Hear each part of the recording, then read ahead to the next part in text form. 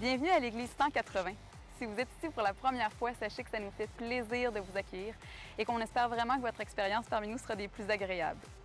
Aujourd'hui, vous allez entendre un discours simple et actuel au sujet de la Bible. Vous pourrez aussi apprécier une musique positive, contemporaine, imprégnée de foi et d'espoir, le tout dans une ambiance décontractée, tout en savourant un bon café. Les dimanches matins, nous offrons aussi un service à l'enfance afin que vos enfants aient du plaisir, soient en sécurité et que vous ayez l'esprit tranquille tout au long de l'événement.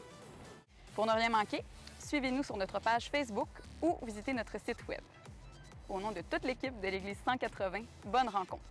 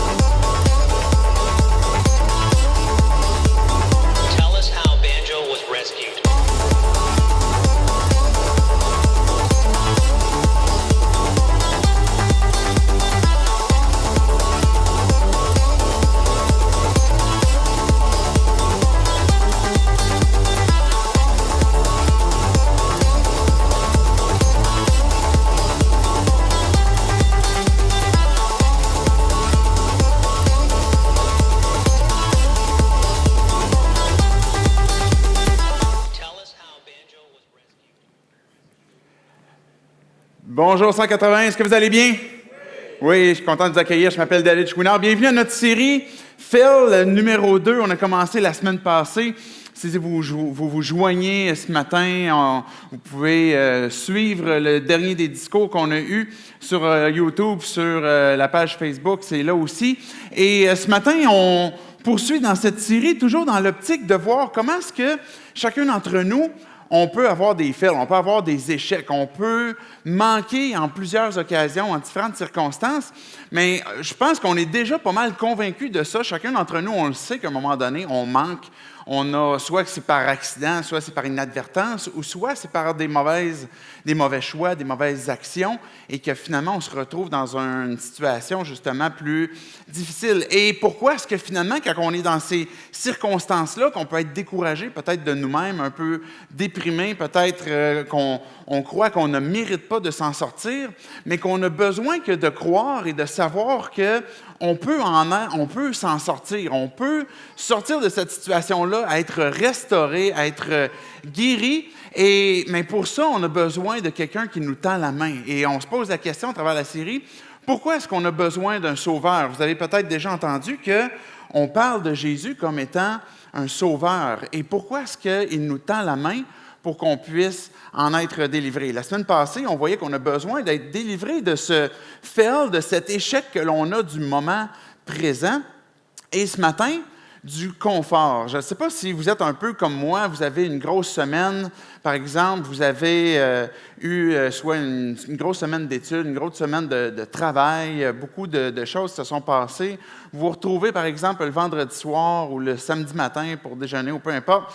Et là, vous vous préparez un repas. Moi, ça m'est arrivé à plusieurs reprises, je ne sais pas combien de fois, où je me prépare, par exemple, un repas, moi, mon épouse, Julie, puis là, on se fait, par exemple, des pâtes, et puis on fait notre setup pour être tranquille, et puis là, pour pouvoir décanter, puis relaxer. Et puis là, au moment où on a fini de travailler sur le repas, sur ce qu'on va s'apprêter à manger, on s'assoit, on est relax, puis là, le téléphone sonne. Ou il y a un enfant qui se lève. Ou à un moment donné, il y a quelqu'un qui cogne à la porte. Ou il arrive une circonstance. Et là, ce qui arrive, c'est la frustration. Là. C'est comme, ah mais là, j'étais assis, là, j'étais sur le point de manger, j'étais sur le point de relaxer, j'étais sur le point de pouvoir décrocher. Et puis là, par exemple, il y a un enfant qui se lève. Bon, j'étais obligé de me relever, j'étais obligé d'aller voir qu'est-ce qu'il y a. J'étais obligé d'aller m'occuper parce qu'il est arrivé un problème quelconque. Et quand on est sorti de notre confort, on devient rapidement irrité, rapidement fâché. Et là, on s'irrite. On aime, chacun d'entre nous, peu importe notre personnalité, peu importe notre contexte de vie, on aime le confort. Hein. Il n'y a pas personne qui se dit « Mais moi, j'aime ça vivre dans la souffrance. Moi, j'aime ça vivre quand c'est pénible. » Je ne sais pas, là, on ne se plaindra pas de la météo. Je ne sais pas si vous avez bien dormi la nuit passée. C'était particulièrement chaud et humide. Je ne sais pas si vous avez été confortable. Mais il y a des températures, des fois, qui nous laissent un peu inconfortables. Même le marathon de Montréal qui a été annulé, du moins la longueur marathon, parce qu'il fait trop chaud. C'est trop inconfortable, c'en était dangereux. Donc, on aime le confort. Hein? On a même une catégorie de vêtements qui correspond au confort. Parce qu'il y en a ce matin qui sont venus en mou, qui sont habillés en mou. Hein? On aime le linge mou parce que c'est confort. Hein? On ne s'embarrasse pas de quoi que ce soit. On aime, par exemple, on a même une catégorie de nourriture hein, pour le confort, le comfort food. On aime manger des choses qui vont nous réconforter, qui vont nous faire du bien, avec des patates, de la sauce, de la viande, je ne sais pas si c'est votre truc, là, ou une grosse poutine à 2 heures du matin pour vous réconforter de votre semaine, je ne sais pas si c'est votre genre, ou les voitures de plus en plus, mais ça peut être des voitures, peu importe, toutes sortes de trucs que la publicité, le marketing nous vend le confort comme étant justement un argument qui est important. Il n'y a pas personne qui voudrait une voiture par exemple, vous vous faites offrir un bon deal pour une auto, mais il n'y a pas l'air climatisé dessus. Là, vous allez vous dire, hey, tu sais, puis pourtant, on vit au Québec, il fait plus souvent froid que chaud, j'ai l'impression. Et puis, même malgré ça, on se dit, hey, je vais-tu comme profiter du deal parce qu'il n'y a pas l'air climatisé dessus? On sacrifie difficilement certains conforts. Je me souviens, ma première voiture, c'était une Ford Festiva. Je ne sais pas si vous savez à quoi ça ressemble, mais c'est pas comme l'incarnation du confort. Mais c'était ma première voiture. Fait à comparativement avec l'autobus ou marché, c'était vraiment confortable. Mais rapidement, je me disais, boy, tu roules à 60 dans une auto de même, tu as l'impression d'être à 140 ou 150, tout shake à l'intérieur.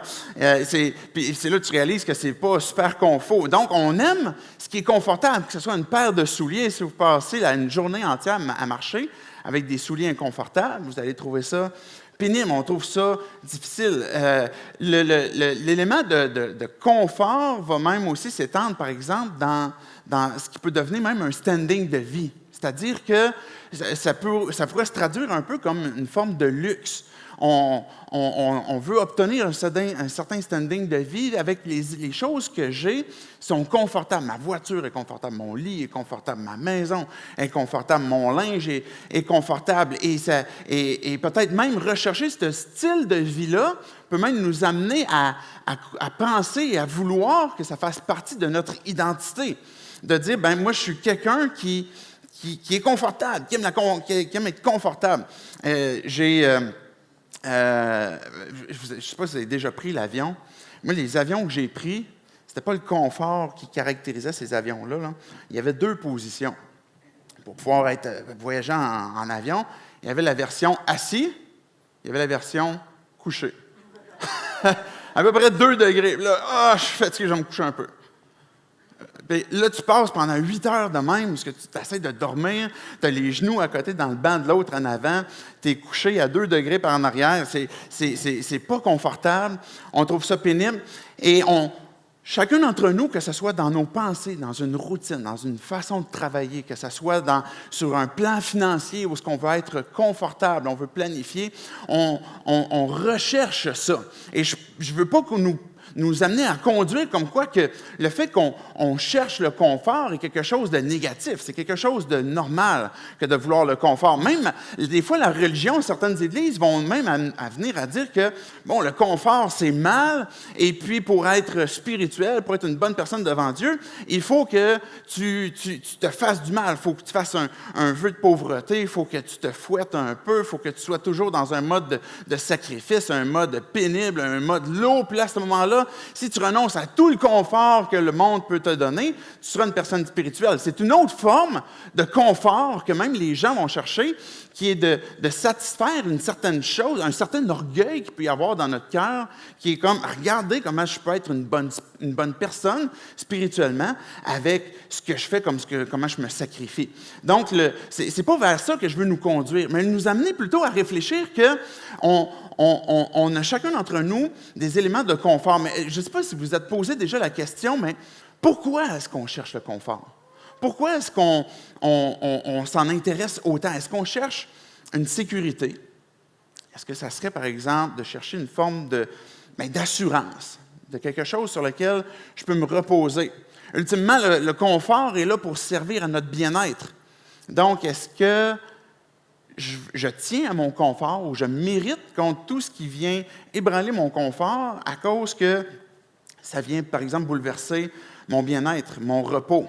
Pourquoi le confort? Pourquoi est-ce que c'est si important? Est-ce que c'est pour satisfaire nos désirs, nos propres désirs qu'on peut avoir, aux recherches de bien-être? Quand on pense à Dieu par rapport à notre confort, que vous soyez croyant ou non, parce que peut-être que tu es ici ce matin, tu dis, moi, je ne suis pas une personne vraiment religieuse, je ne suis pas... encore nécessairement, je ne m'identifie pas comme un croyant, mais des fois, ça peut t'arriver de penser à Dieu, puis d'imaginer qu'est-ce que Dieu pourrait te demander, puis peut-être, évidemment, je crois qu'il y a plusieurs personnes d'entre nous où qu'on croit en Dieu, et qu'on soit croyant ou pas croyant, on a tous, à quelque part, dans notre pensée, que Dieu peut venir déranger notre confort, que Dieu peut venir, à quelque part, nuire à notre confort, et que peut-être même on devrait être sur nos gardes. D'un coup que Dieu me demande quelque chose que je ne veux pas perdre. D'un coup que Dieu me demande d'aller quelque part que je ne veux pas aller. D'un coup que si je décide de placer ma confiance en Dieu, que Dieu me demande d'abandonner certaines choses. On craint tous à quelque part Dieu qui pourrait nous demander quelque chose qui vient nous rendre inconfortables. Et là, de sortir de cette zone de confort devient problématique. Et c'est là qu'est le problème. C'est là qu'on a notre fail. C'est là qu'on va échouer.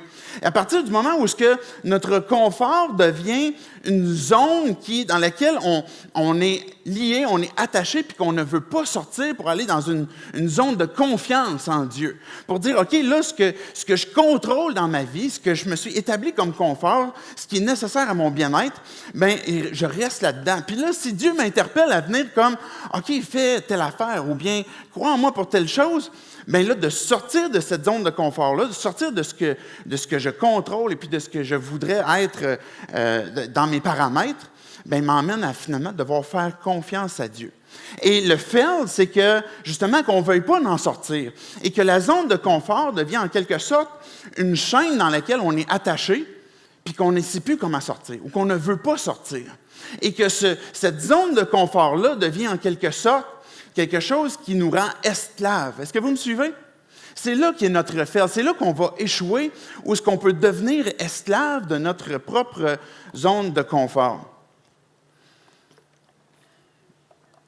La question la plus bizarre que j'ai entendue, c'est Jésus qui l'a posée. J'en ai entendu toutes sortes de questions bizarres quand même, là. Mais Jésus a posé une question bizarre à un moment donné à un homme qui se faisait 38 ans qu'il était malade. Le gars, ça fait 38 ans qu'il est malade, sur le bord d'une piscine, il espère être guéri à un moment donné, mais il ne l'est pas. Puis là, à un moment donné, Jésus arrive proche de lui, puis Jésus a cette capacité d'exercer des miracles pour guérir les gens. Et puis il pose la question à ce gars, qui ça fait 38 ans qu'il est malade, « Veux-tu être guéri? » Voyons donc. Veux-tu être guéri? Je ne sais pas, là, si vous, ça fait 38 ans que vous avez la gastro. Veux-tu être guéri? Hey, moi, je suis sûr qu'il n'y a pas personne qui va dire non, là. Le gars, là, il est malade à un point que, dans le fond, il n'est même pas capable de se déplacer, là. Il est comme pris là.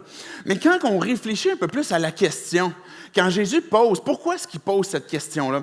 Est-ce que ça se peut que le gars, quand il réfléchit à la question, si je veux être guéri, mais qu'est-ce que ça va changer dans ma vie si je suis guéri? Je vais-tu devoir me trouver un travail? Parce que là, moi, dans le fond, ça fait 38 ans, il y a une couple de madames qui viennent porter des sandwichs. Puis, tu sais, je n'ai pas à les faire. Et puis là, tu sais, ça fait 38 ans que je suis ici, puis je commence à avoir une couple de chums, là. Puis, tu sais, on jase ensemble, puis on parle de nos maladies, puis on parle du monde qui passe ici. Est-ce qu'il va falloir que, comme je m'embarrasse peut-être de certaines responsabilités quotidiennes? Et quand on réalise que Jésus est en train de poser une question et qui emmène la personne qui, même dans un état de maladie, a pu se placer dans certains éléments de confort, bien, la question fait du sens à savoir, est-ce que je suis prêt à sortir de cette zone de confort? Et c'est la question que je veux qu'on se pose ce matin pour qu'on puisse comprendre qu'on a besoin d'un sauveur, que Dieu nous interpelle à sortir de cette zone de confort pour entrer dans une zone de confiance. Et à partir du moment où je dis, OK, Dieu, je te fais confiance, mais là, il y a une forme d'abandon ou une forme de sacrifice de quelque chose que peut-être je tiens et peut-être quelque chose que je me suis placé un confort, même dans une circonstance qui n'est pas idéale pour moi pour découvrir pleinement la vie.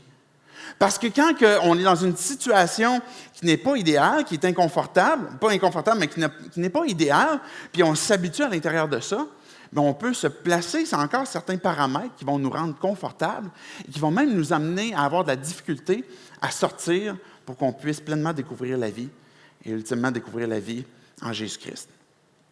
Ce matin, je vais vous parler de l'histoire d'un gars qui est Jonas. Je ne sais pas si vous avez déjà entendu parler de Jonas. Son histoire peut nous inspirer beaucoup parce qu'elle vient nous challenger dans ce qu'elle va nous révéler de comment parfois on peut s'accrocher à des pensées qui nous confortent, mais qui en bout de ligne, finalement, nous gardent esclaves. C'est l'histoire de Jonas qui va venir nous challenger ce matin. J'aimerais qu'on puisse prier tout simplement, se placer devant Dieu pour qu'il puisse venir nous parler à travers cette histoire-là de Jonas. Dieu, on veut te dire merci parce que tu désires encore une fois ce matin nous parler. Parce que peu importe, Dieu, d'où on vient, qu'on soit croyant ou non, on sait, Dieu, que tu as ce désir que de nous faire découvrir la vie. Ce matin, on veut ouvrir nos pensées, ouvrir nos cœurs, ouvrir toute notre être pour être attentif à qu'est-ce que toi tu as à nous dire. Et puis qu'on puisse comprendre dans quel domaine, Dieu, est-ce que tu veux qu'on te fasse confiance. Qu'on soit prêt à abandonner certaines zones de confort que l'on a. C'est dans le nom de Jésus-Christ qu'on prie. Amen. Je ne sais pas si vous avez déjà entendu parler de l'histoire de Jonas. Si vous n'êtes pas quelqu'un qui est habitué avec l'Église, avec la Bible, c'est peut-être même une histoire que vous avez entendue. L'histoire d'un gars qui s'était retrouvé finalement avalé par un poisson géant.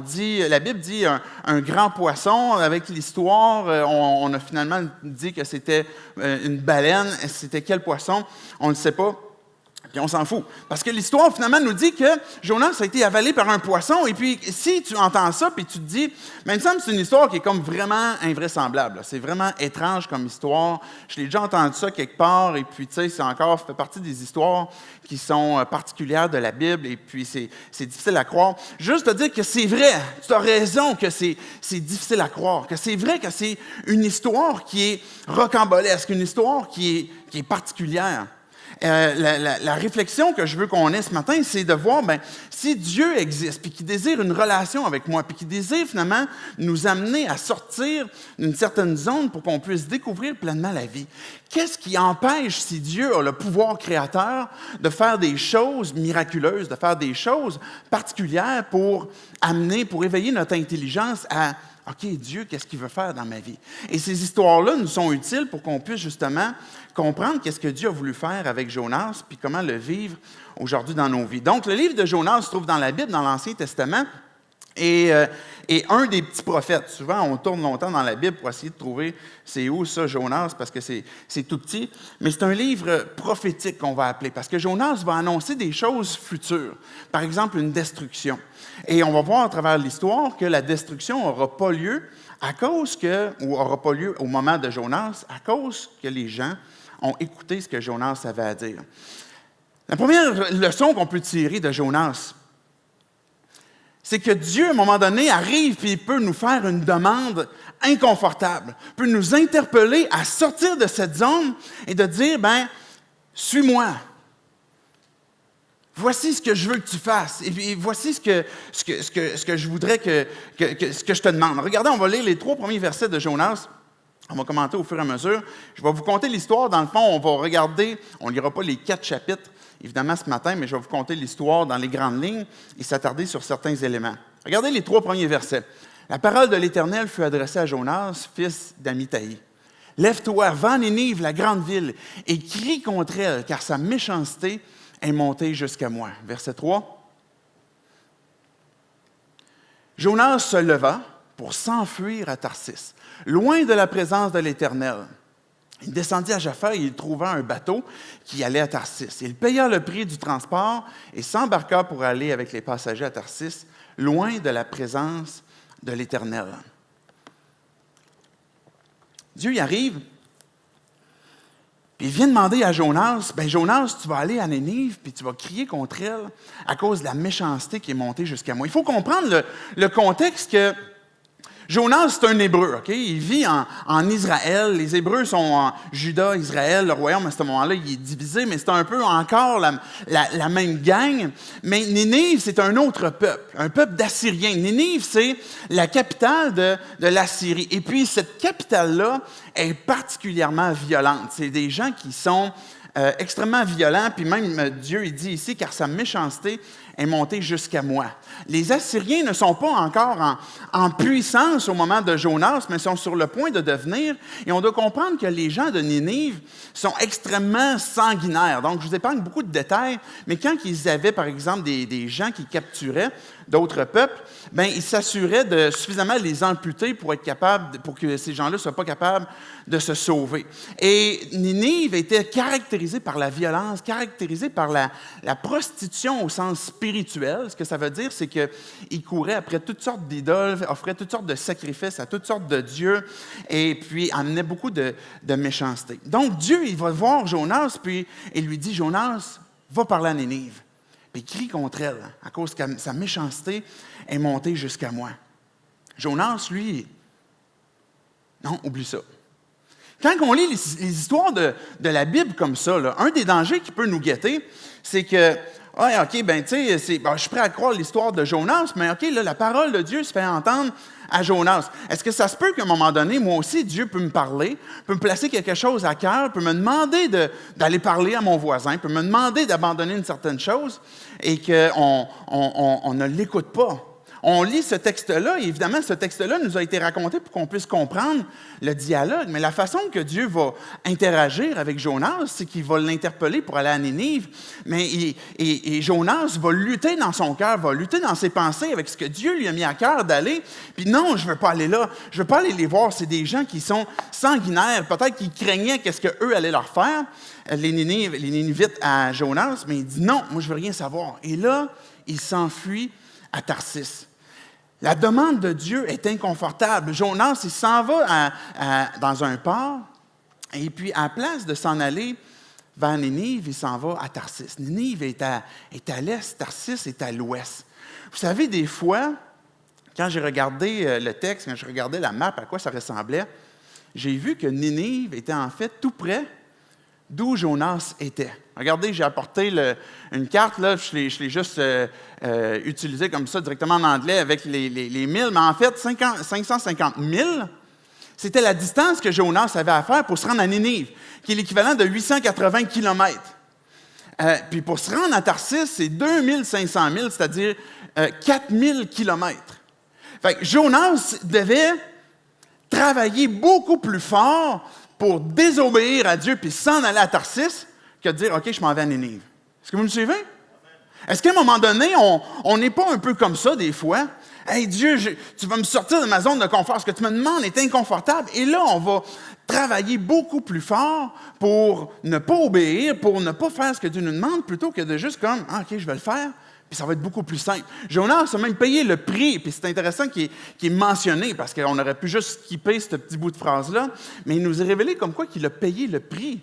On est prêt à payer le prix, on est prêt à travailler fort. Il y a des fois où je demande un travail, par exemple, à mes enfants, à la maison, faire la tondeuse ou faire peu importe qu'est-ce que ce serait. Et des fois, le temps que je vais m'ostiner et que je vais leur communiquer comme pourquoi est-ce que je tiens à ce qu'ils le fassent, puis on va avoir la discussion, bien, c'est 3 fois plus de temps que s'il y avait juste comme « Ah, il y a moyen d'aller faire la tondeuse. » Le temps qu'on s'ostine avec Dieu, puis on est pareil, là, on est pareil que ce que je viens de mentionner avec nos enfants, on fait pareil avec Dieu. Jonas s'en va à Jaffa, il paye le prix, embarque dans le bateau, puis il dit « Moi, je m'en vais à Tarsis parce que non, j'ai pas l'intention d'obéir. Ce que Dieu me demande, ça me rend trop inconfortable. Ces gens-là, là, en fait, là, je les haïs, je les déteste. C'est ça, j'y vais pas. » Il s'en va se coucher dans le fond du bateau, et puis Dieu envoie une tempête. Pas Satan, là. Pas l'adversaire. Là. Dieu envoie une tempête. C'est Dieu qui est en train d'intervenir. Et là, il envoie une tempête au point que le bateau n'avance plus, puis les marins commencent à craindre qu'on est fait, on va mourir ici. Et là, ils se mettent à acheter des choses par-dessus bord. Le capitaine, il fait le tour du bateau, puis il voit Jonas, qui est dans le fond du bateau. Savez-vous ce qu'il faisait? Il faisait un gros dodo, confortablement dans le fond du bateau. Il s'était trouvé un spot confort, il est en train de dormir, et puis malgré la tempête, ben il dort. Alors là, le capitaine le réveille, il dit « Qu'est-ce que tu fais? On est dans une tempête, et puis là, il faut faire quelque chose. » Fait que là, il monte, et puis là, le capitaine, là, il dit à tout le monde qui est sur le bateau, là, c'est plein d'étrangers, des gens de toutes sortes de nations, et là, il va dire « OK, là, les gars, chacun prie son Dieu, OK? » Chacun prie son Dieu, puis il faut faire quelque chose parce que là, on va mourir ici. C'est des marins qui sont habitués, ils en ont déjà vu, mais ils savent que là, l'heure est grave. Et Jonas, lui, il ne prie pas. Et là, ils se mettent à regarder, puis là, ils tirent à la courte paille parce que là, ils se disent, il y a quelqu'un parmi nous ici qui a fait quelque chose, et puis on va le trouver. Et là, la courte paille tombe sur Jonas. Qu'est-ce que tu as fait? Et là, Jonas leur avoue, je suis en train de fuir Dieu. Il m'a demandé quelque chose d'inconfortable que je ne veux pas faire. Je n'ai pas l'intention de le prier. Mais qu'est-ce qu'on va faire avec toi d'abord? Parce que là, nous autres, on va périr. Là. Jetez-moi par-dessus bord. Jetez-moi dans l'eau, puis vous allez être sauvés, vous allez être réglés. Et là, les gars, ils ne veulent pas, ils rament encore plus fort. Ils essayent de sauver, d'épargner la vie de Jonas. Puis à un moment donné, ces gars-là, qui avaient toutes sortes de dieux, se disent, bien, on va se tourner vers le Dieu de Jonas. Puis on va dire à l'Éternel, tu sais, ce gars-là, là, le mal qu'il a fait, là, fais-nous le pas subir. Fais-nous pas subir le mal que lui a fait. Et puis, on va le jeter à l'eau. Et puis là, c'est ce qu'ils ont fait. Ils ont pris Jonas, ils l'ont jeté à l'eau dans la tempête. Et lui, Jonas, à ce moment-là, il ne connaît pas la suite de l'histoire. Là. Peut-être que pour lui, il s'en va mourir. Là. Jetez-moi dans l'eau, ça va être réglé. Il préférait ça. Et finalement, la mer se calme. Les marins louent l'Éternel, lui font un sacrifice. Ils sont sauvés. Mais Jonas est en train de fuir Dieu. Il est en train de travailler fort pour s'éloigner. Vous savez que le plus grand commandement que Dieu demande, c'est d'aimer. Savez-vous, c'était quoi le problème de Jonas? C'était l'amour. Il ne les aimait pas, les gens de Ninive. Puis il ne voulait pas aller leur parler. Et les gens de Ninive, c'était quoi leur problème? C'était l'amour aussi.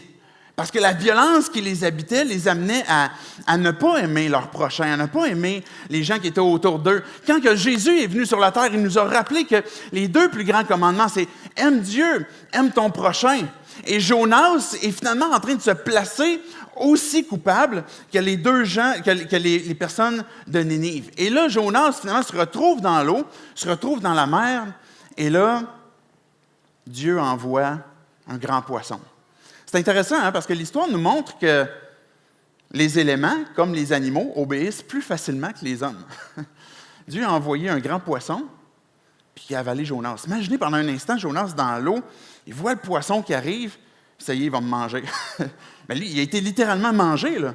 Il a été englouti, et se retrouve finalement dans le fond du poisson. Et il est placé dans une position inconfortable.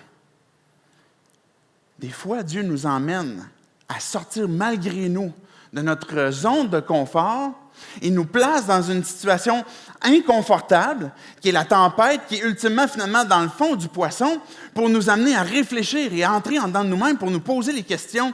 Mais pourquoi?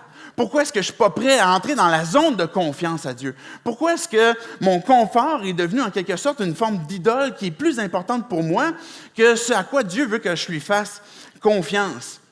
Et à 4 reprises dans le texte de Jonas, il y a un mot qui va revenir, qui est le mot « pourvoir », où Dieu a donné, où Dieu est intervenu. Puis la première fois que ce mot-là arrive, c'est que Dieu a pourvu le grand poisson pour venir manger Jonas.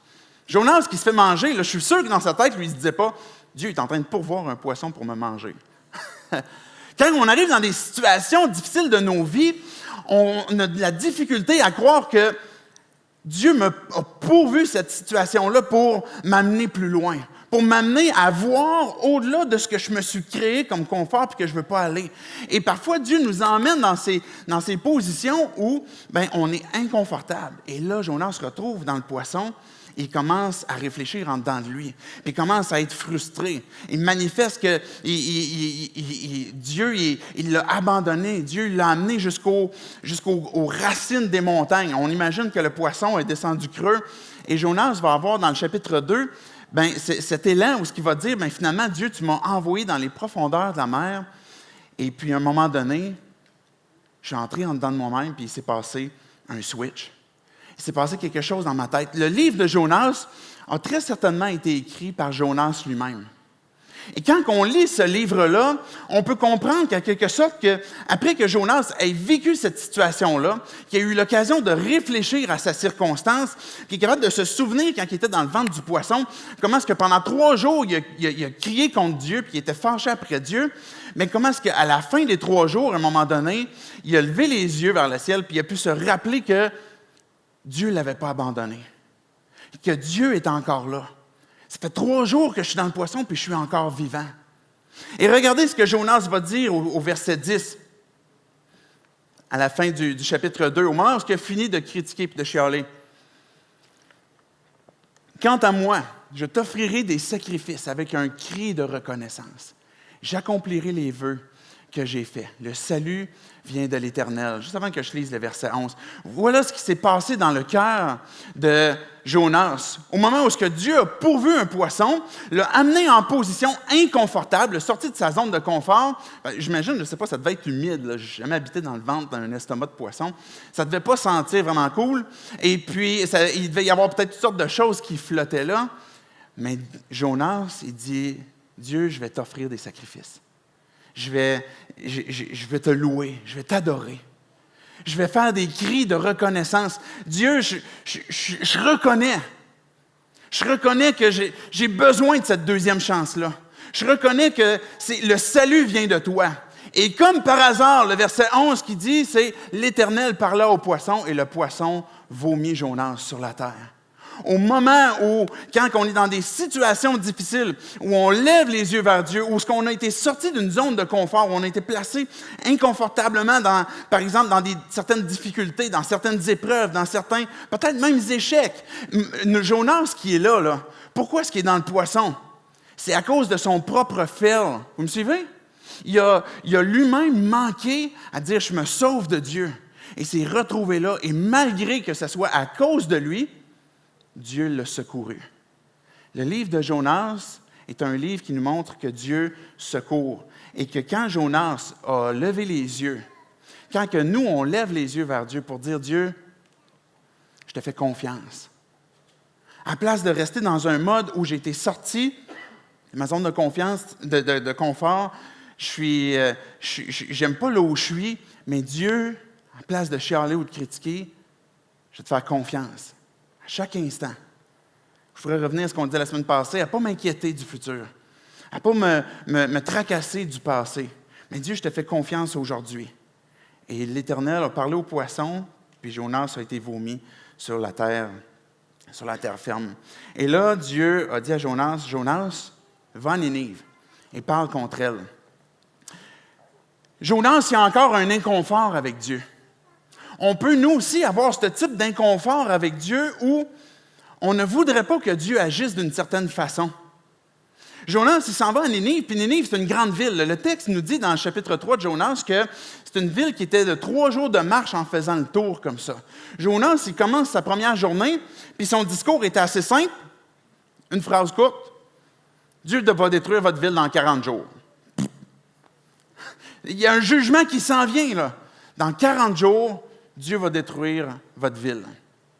Pendant une journée, il a marché comme ça. Il n'a même pas fait les 3 jours. Le texte ne parle pas de 3 jours, il parle que pendant une journée, il a fait ça. Et rapidement, les gens qui étaient à Ninive, le roi qui était là, a dit, il faut changer notre façon d'agir. Il faut se repentir. Il faut changer notre minding. Il faut changer notre façon de voir les choses. Il faut changer notre façon de voir les gens. Il faut peut-être voir qu'on a besoin d'aimer. Je ne sais pas quelle toute réflexion ils ont pu avoir, mais ce qu'ils ont fait, c'est qu'ils ont proclamé une période de repentance, où ils manifestaient leur repentance avec c'est ce qu'on voit des fois dans l'Ancien Testament, un sac qui démontrait un peu l'humilité, la cendre aussi. Et puis, toute la ville et même les animaux ont manifesté cette repentance-là pour dire, Dieu, on a mal agi. Et le roi, il dit que tous ceux qui ont mal agi, regardez le texte de Jonas 3, versets 8 et 9. Voici ce que le roi dit. Que tout le monde, qu'ils renoncent tous à leur mauvaise conduite et aux actes de violence dont leurs mains sont coupables. Qui sait si Dieu ne se ravisera pas et ne reviendra pas sur sa décision, s'il ne renoncera pas à son ardente colère et de sorte que nous ne mourions pas. Ce que le roi a compris, ce que cette ville-là a compris, c'est abandonnons notre façon de faire, abandonnons le mal qu'on fait. Et vous savez ce que Jonas est en train de prêcher? C'est la bonne nouvelle. Et la bonne nouvelle commence par un jugement. Et c'était la partie, curieusement, où si nous, on est mal à l'aise de parler du jugement de Dieu, parler du péché, Jonas, c'était la partie qu'il préférait. Parce qu'il annonçait un jugement sur cette ville-là.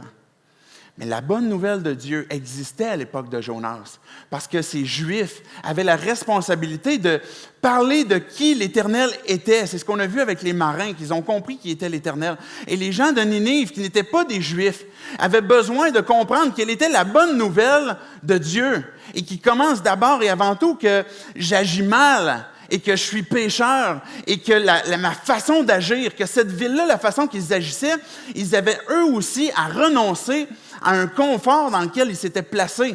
Peut-être que cette ville-là était en croissance, peut-être que cette ville-là avait une réputation aux autres peuples, et une ville sanguinaire, et tout le monde la craignait. Et là, Dieu est en train de les interpeller à abandonner cette façon de faire-là. Et ils ont eux aussi dû, à un moment donné, renoncer à quelque chose qui leur donnait une sécurité, une confiance, un confort. Et puis ils ont dit non, on va abandonner cette voie-là pour finalement faire confiance à Dieu. Et si dans la bonne nouvelle de Dieu, il y a l'élément de jugement, parce que Dieu est un Dieu qui n'aime pas le mal, Dieu est un Dieu qui n'aime pas l'injustice, qui n'aime pas le péché et qui est saint, qui est parfait. Et un autre élément qui est dans la bonne nouvelle de Dieu, c'est la repentance. De dire, mais Dieu, voici, là, je suis conscient que ma vie sans toi, ma vie dans ce que je me suis créé est une vie indépendante de toi, et puis je marche sans toi, puis je me suis créé un confort. Mais Dieu, je veux abandonner ça. Je veux changer mes pensées, c'est ce que ça veut dire repentance. Et mes gestes vont suivre nécessairement pour te faire confiance et embarquer dans une zone de confiance pour renoncer à une zone de confort. Et ce que le roi disait, c'est, on ne sait pas, peut-être que Dieu va pardonner. Mais oui, Dieu va pardonner. Puis Jonas le savait. C'était ça le problème de Jonas, c'est qu'il savait que Dieu allait pardonner. Regardez ce que Jonas dit. Et là, on est dans le chapitre 4, c'est juste pour faire un petit glimpse de ce qui s'en vient plus tard. Jonas, il dit, Dieu, là, je suis frustré, je suis en colère après toi. Tu m'as demandé d'aller prêcher aux gens de Ninive et je savais, je te connais là, tu es un Dieu de grâce et de compassion, lent à la colère, riche en bonté et qui renonce au mal que tu envoies. La bonne nouvelle de Dieu, c'est voici quelle est la nature de Dieu, qui est riche en bonté, qui est un Dieu de grâce, de compassion, lent à la colère. Et Jonas savait, ça ne me tente pas d'aller leur prêcher, parce que je ne veux pas qu'ils aient la deuxième chance. Ce que Jonas est en train de dire, c'est moi, j'ai vécu une deuxième chance. Quand Dieu m'a demandé d'aller à Ninive, je me suis sauvé. Finalement, Dieu me ramassait par le collet, je me suis retrouvé dans la mer, puis Dieu m'a fait sortir du poisson. Il m'a secouru. Et Dieu m'a donné une deuxième chance. Et Jonas regarde les gens de Ninive, puis n'est pas prêt à leur accorder une deuxième chance. n'est pas prêt à ce que lui a vécu, qu'eux puissent le vivre aussi. Parce que Jonas avait une compréhension comme quoi que si tu agis bien, bien Dieu devrait intervenir comme ça avec toi. Et ça le sortait de ses pensées qui pouvaient le réconforter sur un mode religieux. Et voici ce que je conçois. Là, moi, je le méritais moins, je le méritais plus, cette deuxième chance que eux. Et Dieu, moi, donne-moi ta grâce, puis eux, donne-leur ton jugement et la punition. Et Jonas savait très bien que Dieu allait leur pardonner. La bonne nouvelle de Dieu commence avec un jugement, se poursuit de notre côté avec une repentance, mais aussi continue avec une compréhension que Dieu est gracieux et donne sa grâce, et puis nous permet d'être sauvés et retire le mal qui est sur nous quand on place notre confiance en lui, et il nous pardonne. Je vais terminer rapidement avec la dernière section du livre de Jonas. Mais rapidement, Jésus a conté une histoire à un moment donné du fils prodigue, que vous avez peut-être déjà entendu, qui est deux frères, finalement, un qui, par rapport au père, voulait l'héritage, est parti, puis sans se soucier de ce que le père voulait pour lui, il est allé à Las Vegas, il est allé tout dépenser. Il s'est payé des prostituées, il s'est payé toutes sortes de trucs, il s'est payé de l'alcool en masse, il a essayé de se refaire encore au casino, il a redépensé encore des prostituées puis de l'alcool, puis à un moment donné, il s'est retrouvé avec plus rien. Et là, il est retourné vers son père parce qu'il s'est dit, les serviteurs de mon père sont mieux que ce que je suis présentement, en train de manger la nourriture des cochons. Et quand le père voit son fils revenir, qui avait abandonné la vie dans sa présence, qui a vu son fils revenir, il a couru vers lui, il l'a accueilli, puis il l'a pardonné. Il a pris son manteau qu'il a mis sur son fils, il a pris sa bague qu'il a mis à son fils, puis il a dit « Va prendre un bain, OK? Puis après ça, on va tuer le beau gras, puis on fait un party. Parce que mon fils était mort, maintenant, il est revenu à la vie. » Puis l'autre frère qui était là, puis qui regardait ça, qui était religieux, qui faisait toujours ce qui était parfait, ce qui était bon. Oui, papa, je vais le faire. Puis oui, le gars, il a une bonne théologie. Comme Jonas, il sait, moi, Dieu, je sais que tu es lent à la colère, je sais que tu es plein de grâce, je sais que j'ai une bonne théologie. Ça fait 30 ans que je vais à l'église et je te connais très, très bien. Puis ce fils-là, finalement, entend le son du party au loin, s'en va voir c'est quoi qui se passe. Puis, mais père, moi, ça se fait, tu fais un party à lui. Je suis là, moi, je fais tout ce qui est parfait, je fais tout ce qui est bon, je fais ça religieusement. Lui, il est parti dépenser ton bien avec des prostituées, et puis tu le pardonnes. Et puis là, le père, dit, mon fils est mort, il est revenu à la vie, et toi, tu es avec moi, là, mais profite de cette relation, profite de ce party qu'on peut avoir ensemble, qu'on peut être ensemble. Et ce qui se produisait, ce qui est en train de se révéler, c'est que le cœur du fils, qui ne voulait pas entrer puis célébrer le retour de son frère, il était à des années-lumière du cœur du Père. Et ce que Jésus dit, c'est que l'un comme l'autre avait besoin de repentance. L'histoire du livre de Jonas nous montre que Jonas était un homme religieux, avec une bonne théologie, un bon gars d'église, mais qui acceptait difficilement d'accueillir les gens qui avait peut-être un passé plus lourd que lui. Puis il avait de la misère à sacrifier peut-être son confort pour accueillir, pour aimer, pour prendre soin, pour aider. Puis Jonas n'aimait pas. C'est un gars religieux. Je vais inviter les musiciens à s'avancer. Dieu pourvoit. Il a pourvu aux grands poissons. Dieu a pourvu à 3 autres choses qu'on voit dans le dernier chapitre.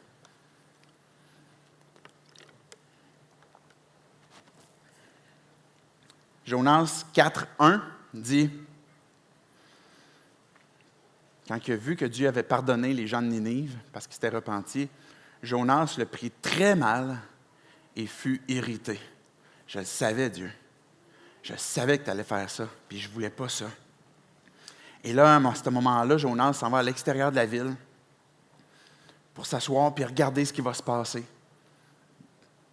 Je ne sais pas si Dieu va faire tomber comme du feu du ciel, comme sur Sodome et Gomorrhe. Je ne sais pas si Dieu, comment est-ce qu'il va exercer un jugement s'il le fait. Et là, Jonas, il voit que Dieu n'envoie pas son jugement parce que la ville s'est repentie. Et là, Jonas, qui est assis au soleil, il est fâché contre Dieu parce que Dieu, tu ne fais pas selon ce que moi, dans mes pensées, qui me rendait confortable sur comment est-ce que tu devrais agir sur mon mode religieux. Et là, Jonas est assis à terre, il se fait une petite chaîne avec des morceaux de bois et puis il essaie de se placer tant bien que mal à l'ombre. Et là, Dieu va pourvoir une deuxième chose qui est une plante qui rapidement pousse et puis lui donne de l'ombre, un petit peu de fraîcheur. Et là, Jonas, savez-vous ce qui arrive?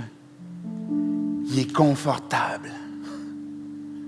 Assis au soleil de plomb, avec sa petite chaîne de quelques planches, une petite plante qui lui donne de l'ombre. Puis dans cette circonstance-là, qui n'est pas idéale, il a trouvé son confort. Et Dieu va pourvoir une troisième chose pour délivrer Jonas, pour sauver Jonas. Dieu a pourvu un ver. Dieu avait pourvu un grand poisson et là maintenant Dieu est en train de pourvoir un ver, pas un verre d'eau, un ver qui mange la plante. Et la plante meurt. Et là, Jonas, il se fâche après Dieu. Dieu, comment ça se fait encore une fois que tu brises mon confort? Comment ça se fait encore que tu as tué ma plante que j'aimais tant, qui me donnait ce confort-là? Dieu a même pourvu une quatrième chose. Savez-vous, c'est quoi? Un vent chaud. Pour remplir, en tout cas, moi, je l'ai trouvé drôle. Un vent chaud qui est venu frapper Jonas pour qu'il aille encore plus inconfortable, qu'il soit encore plus inconfortable. Et là, Dieu va avoir cette discussion avec Jonas. Et comme je disais tantôt, on peut imaginer que Jonas a conté cette histoire pour montrer comment est-ce que Dieu l'a secouru de la tempête à travers un poisson qui est venu l'engloutir. Mais comment est-ce que Dieu est venu intervenir dans sa vie dans un moment où s'était créé un petit confort puis que Dieu lui a enlevé pour l'amener à réfléchir que pourquoi est-ce que je tombe si souvent en échec dans le confort que je veux me créer et que je me prive de découvrir pleinement la vie? Et est-ce que ça se peut que de découvrir pleinement la vie, c'est de vivre ce que Dieu veut que je vive, d'aimer mon prochain, d'aimer Dieu, de partager ma foi, de vivre généreusement, et que Dieu, tu me sors de mon confort quand tu m'interpelles à faire ces choses-là, mais quand j'embarque dans une zone de confiance et que je me mets à vivre ce que tu veux que je vive, mais je me mets à découvrir la vie en toi. Et Jonas avait besoin de se faire enlever encore une fois ce qui était devenu son petit confort pour qu'il y ait cette discussion avec Dieu. Puis regardez ce que Dieu dit à la conclusion. Est-ce que tu fais bien, Jonas, de t'irriter à cause de la plante? Jonas, il répond, je fais bien de m'irriter, puis même jusqu'à la mort. Il est vraiment endurci, là. Dieu, je suis frustré. Et puis Dieu, il dit, l'Éternel dit, tu as pitié de la plante qui ne t'a coûté aucune peine et que tu n'as fait même pas pousser, qui est née une nuit puis qui a disparu l'autre nuit. Et moi, je n'aurais pas pitié de Ninive, la grande ville dans laquelle se trouvent plus de 120 000 êtres humains, incapables de distinguer leur droite de leur gauche et un grand nombre d'animaux. Et Dieu est en train de dire à Jonas, et puis l'expression, certains commentateurs vont dire que les humains qui ne distinguent pas leur droite de leur gauche étaient des enfants qui ne comprenaient même pas encore, en bas de 5 ans, que c'est où la droite, c'est où la gauche. Des fois, ça m'arrive de ne pas savoir non plus. Mais 120 000, ça veut dire qu'il y avait beaucoup de gens dans cette ville. Puis Dieu dit à Jonas, je les aime. Mon désir, là, c'est pas de les détruire. Ça me tente pas. Je veux pas qu'ils meurent. C'est quoi la volonté de Dieu? Que le méchant périsse puis qu'il crève? Non, la volonté de Dieu, c'est qu'on se repente puis qu'on dise, Dieu, je te fais confiance. Je te demande pardon pour ce que j'ai fait. C'est le mal que j'ai fait contre toi. Et Dieu est en train d'interpeller Jonas en disant, Jonas, tu as un problème. Tu as un manque d'amour. Et ta façon de traiter les choses, ta façon de regarder et ta façon de te cantonner dans ton confort t'emmène à ne pas découvrir pleinement la vie que je veux que tu vives. Dieu nous interpelle, 180 ce matin, à sortir de notre zone de confort. Pas juste parce qu'on se dit « je vais souffrir », mais à sortir là où Dieu m'interpelle. Parce que Dieu place des choses sur ton cœur. Parce que Dieu te place certaines convictions, de choses à faire, de choses à abandonner. fuis pas. Paye pas le prix pour fuir. Et puis d'être ingénieux ou de chercher à même travailler plus fort pour fuir. Dis-le à Dieu si tu as de la difficulté. Avant d'aller au port, puis avant de dire « Dieu, non, je ne veux pas », prends le temps de t'asseoir avec Dieu, puis pose-lui les questions, puis demande-lui « Dieu, qu'est-ce que tu veux de ma vie? J'ai de la difficulté avec tel aspect. J'ai de la difficulté à te faire confiance. » Dieu est une personne qui aime avoir cette discussion. Dans quel domaine est-ce que Dieu t'interpelle présentement? Ou est-ce qu'il te dit « Fais-moi confiance » et que ça te demande de sacrifier? Si ce matin, tu entends ce message, tu l'entends en rediffusion, en podcast, tu ne t'identifies pas comme un croyant, Dieu t'invite aussi ce matin à lui faire confiance. Jésus a parlé de l'histoire de Jonas, où il a dit, moi là, comme ce qui est arrivé avec Jonas, qui a été 3 jours, 3 nuits dans un poisson, puis qui est ressorti après. De la même façon, et Dieu il parlait de sa mort et de sa résurrection. Je vais être mort, je vais revenir à la vie. Et la raison pour laquelle Jésus est mort, c'est pour te donner sa vie et prendre la tienne, parce qu'il t'aime, parce que c'est ça sa motivation la plus profonde. C'est la même vérité si tu es un croyant aussi, que Jésus est mort pour te délivrer. Pas juste un message de l'Évangile pour que tu puisses avoir de l'espérance pour le futur, mais pour que tu puisses être délivré aussi maintenant de choses que Dieu t'interpelle dans ta vie.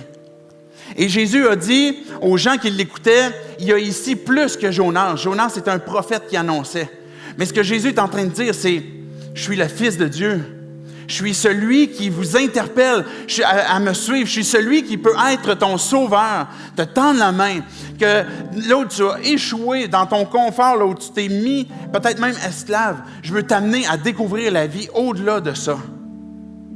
Mais tu dois me faire confiance. Encore aujourd'hui, Dieu veut nous secourir. Puis si même on est des croyants, Dieu veut qu'on découvre toujours, continuellement, la vie en Jésus-Christ. Mais pour ça, il faut lui faire confiance. J'aimerais qu'on puisse prier, simplement se placer devant Dieu, qu'on puisse avoir cette discussion avec lui. Juste avant que je prie, je t'invite à tout simplement écouter qu'est-ce que Dieu place sur ton cœur.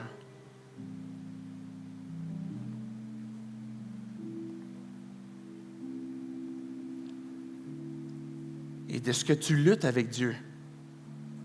Peut-être qu'il y a des choses qui placent sur ton cœur que tu ne veux pas. Dis-lui.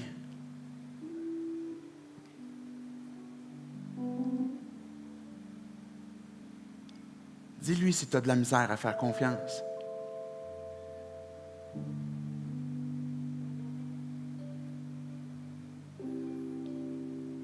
Demande-lui de venir t'encourager, de venir créer cette confiance en lui, de venir créer en toi le vouloir et le faire. Dieu, tu nous as donné ton Fils. Père, tu m'as donné ton Fils pour qu'on puisse avoir la vie. Encore aujourd'hui, Dieu, tu annonces qu'il y a une condamnation à cause du mal, à cause du péché.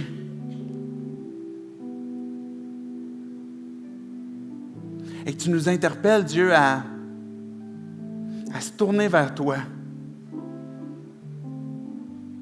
À tout simplement te confesser, Dieu, le péché qu'on a fait, le mal que l'on peut faire, cette vie indépendante de toi que l'on a. Et de dire, Jésus, je veux te suivre maintenant. Parce que tu m'as donné ta vie. Toi qui pouvais mourir pour mes péchés, toi qui m'as délivré. Je veux te faire confiance. Toi qui es revenu à la vie. C'est toi que je veux suivre ce matin. Pour nous, Dieu, qui avons placé notre confiance en toi déjà, là où tu nous interpelles à te suivre, tu nous interpelles, Dieu, à la générosité, où tu nous interpelles à partager notre foi. Tu nous interpelles à renoncer à certaines choses qui nous gardent liés dans une zone de confort qui n'est pas cette vie que tu veux que l'on vive. Dieu, ce matin, on fait ce choix, même s'il peut nous déchirer, de dire, on veut te faire confiance et d'abandonner ce que tu nous demandes d'abandonner, de choisir ce que tu veux que l'on choisisse, de faire ce premier pas que tu veux que l'on fasse pour te faire confiance. Parce que Dieu, on veut que nos vies puissent te glorifier. On veut que notre Église puisse te glorifier. On veut que notre ville, Dieu, puisse te découvrir aussi pleinement. Merci, Dieu, de nous accompagner à chaque instant, de nous avoir donné ton Fils Jésus. Amen.